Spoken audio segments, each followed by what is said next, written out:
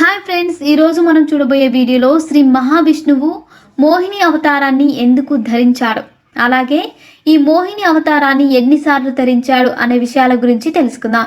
శ్రీ మహావిష్ణువు మొదటిసారిగా మోహిని అవతారాన్ని దేవతలు మరియు రాక్షసులు అమృతం కోసం క్షీరసాగర మదనాన్ని చేసినప్పుడు జరుగుతుంది. దేవతలు మరియు రాక్షసులు కలిసి మందరగిరి పర్వతాన్ని కవ్వంగా చేసుకుని క్షీరసాగర మదనం చేస్తారు. అప్పుడే అందులో నుంచి అలాహలం పుడుతుంది. దానిని శివుడు స్వీకరిస్తాడు.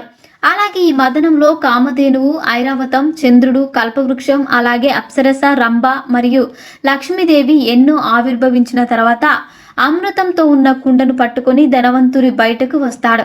అప్పుడు ఈ అమృతం కోసం దేవతలు మరియు రాక్షసులు గొడవ పడతారు.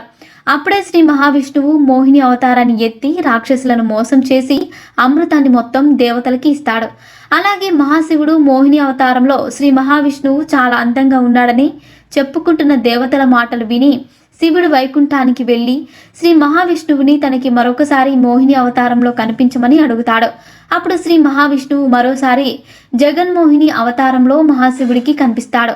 అలాగే శ్రీ మహావిష్ణువు మూడవసారి మోహిని అవతారంలో ఎప్పుడు కనిపిస్తాడంటే తలైవనాలలో ఉండే చిదంబరం అనే ఊరిలో సముద్ర తీరంలో ఉన్న అడవిలో కొంతమంది ఋషులు ఉండేవారు. ఆ మునులకి లభించిన తపోశక్తి కారణంగా వారిలో అహంకారం పెరిగింది. అంతేకాకుండా వారు చేసే యాగాల ద్వారా స్వయంగా భగవంతుడిని ఆధీనంలో ఉంచుకోవచ్చు అని అనుకునేవారు. దీని గురించి తెలుసుకున్న శివకేశవులు వారి అహంకారాన్ని తొలగించడానికి ఒక యువ బ్రాహ్మణుడి వేషంలో మహాశివుడు మోహిని అవతారంలో శ్రీ మహావిష్ణువు అక్కడికి వస్తారు. అక్కడికి వచ్చిన బ్రాహ్మణ వేషంలో ఉన్న మహాశివుని చూసి ఆ మునుల భార్యలు మోహితులవుతారు. అలాగే మోహిని అవతారంలో ఉన్న శ్రీ మహావిష్ణువుని ఆ మునులు చూసి మోహితులవుతారు. కానీ మునులు ఆ మొహం నుండి తొందరగా బయటపడతారు. కానీ ఆ ముని భార్యలు మాత్రం ఆ బ్రహ్మచారితో మాట్లాడడం చూసి వారికి కోపం వస్తుంది. దానితో అతన్ని చంపడానికి అతని మీదకు సర్పాలను ప్రయోగిస్తారు. అప్పుడు వాటిని ఆ బ్రాహ్మణుడు పట్టుకొని అందులో ఒక పామును తన మెడలో కంఠహారంగా అలాగే చేతులకి ఆభరణాలుగా ధరిస్తాడు. అది చూసిన మునులు ఆ తర్వాత ఆ బ్రాహ్మణుడి మీదకి ఒక పులిని పంపిస్తారు. కానీ మహాశివుడు దానిని కూడా చంపి దాని చర్మాన్ని ధరించాడు. దానితో కోపం వచ్చిన మునులు ఒక మరుగుజ్జు రాక్షసుడిని సృష్టించి చేసే పరమేశ్వరుడి మీదకి పంపిస్తారు. అతని కూడా పరమేశ్వరుడు తన నిజస్వరూపాన్ని ధరించి అతని శరీరంపై శివతాండవం చేస్తాడు. అప్పటికి ఆ మునులకు బ్రాహ్మణుని వేషంలో వచ్చింది మహాశివుడని తెలిసి వారికున్న అజ్ఞానమంతా తొలగిపోయి వారిని క్షమించమని మహాశివుని అడుగుతారు. అలా మహాశివుడు తిరైవనాలలో నటరాజస్వామిగా కొలువై ఉన్నాడు. అలాగే 4వసారి శ్రీ మహావిష్ణువు మోహిని అవతారాన్ని భస్మాసురుని చంపడానికి అవతరించాడు.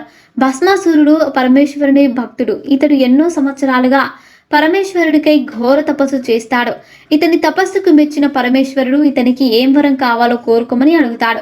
అప్పుడు భస్మాసురుడు తన చెయ్యి ఎవరి తలపై వేస్తే వారు వెంటనే భస్మం అయిపోవాలనే వరాన్ని కోరుకుంటాడు. అతడు కోరుకున్నట్టుగానే మహాశివుడు అతడికి ఆ వరాన్ని ఇస్తాడు. ఆ వరం పనిచేస్తుందో లేదో అని భస్మాసురుడు ఆ వరాన్ని మహాశివుడి పైనే ప్రయోగించడానికి అతని వెంట పడతాడు. అలా పరమేశ్వరుని కాపాడడానికి శ్రీ మహావిష్ణువు మోహిని అవతారాన్ని ఎత్తి అతని ముందుకు వస్తాడు. అప్పుడు భస్మాసురుడు జగన్మోహిని చూసి ఆమె అందానికి మోహితుడై ఆమెతో పాటు నాట్యం చేస్తాడు. అలా నాట్యం చేసే సమయంలో అతని చెయ్యి అతని తల మీద పెట్టుకునేలాగా మహావిష్ణువు చేస్తాడు. అలా భస్మాసురుడు తను కోరుకున్న వరం వల్లే చనిపోతాడు. సో ఫ్రెండ్స్, చూసారుగా, ఇలాంటి మరిన్ని విషయాలను మీరు తెలుసుకోవాలనుకుంటే వెంటనే మా ఛానల్ని సబ్స్క్రైబ్ చేసుకోండి.